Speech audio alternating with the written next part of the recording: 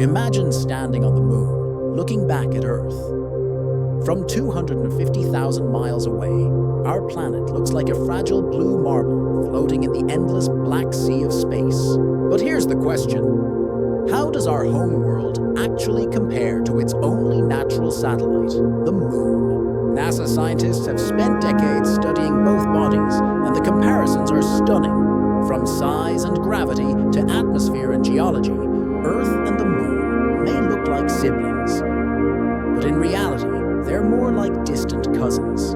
And NASA's new findings reveal secrets about how both worlds formed, how they interact, and why our future in space depends on understanding this relationship.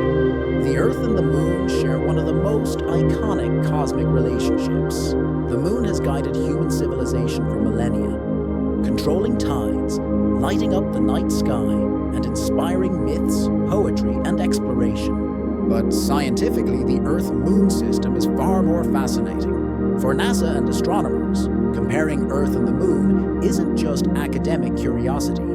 It helps us understand how planets form, how life can exist, and even how we might explore beyond our solar system. The Moon acts like a time capsule, preserving clues from billions of years ago, while Earth has constantly reshaped itself through plate tectonics, erosion, and life.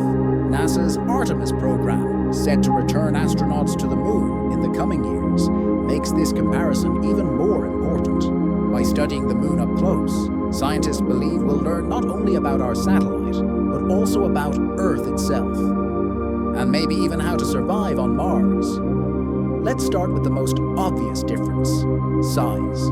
Earth's diameter is about 7,117 miles, 12,142 kilometers, while the moon's is just 2,159 miles, 3,474 kilometers, roughly 27% the size of Earth. If Earth were the size of a basketball, the moon would be about the size of a tennis ball. Structurally, they share similarities. Both are rocky with cores, mantles, and crusts. But Earth's iron core creates a strong magnetic field, shielding us from solar radiation, whereas the moon's weak core offers almost no magnetic protection, a critical difference for habitability.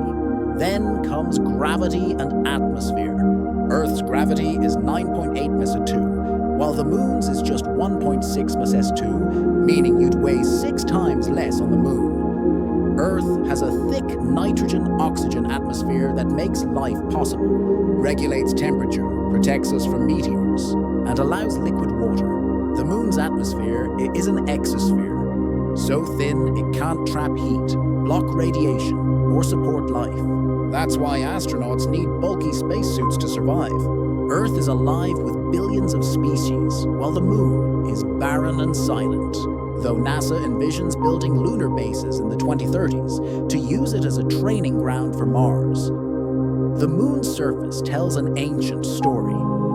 Without erosion, craters remain preserved for billions of years, and Apollo astronauts brought back rocks over 4.5 billion years old.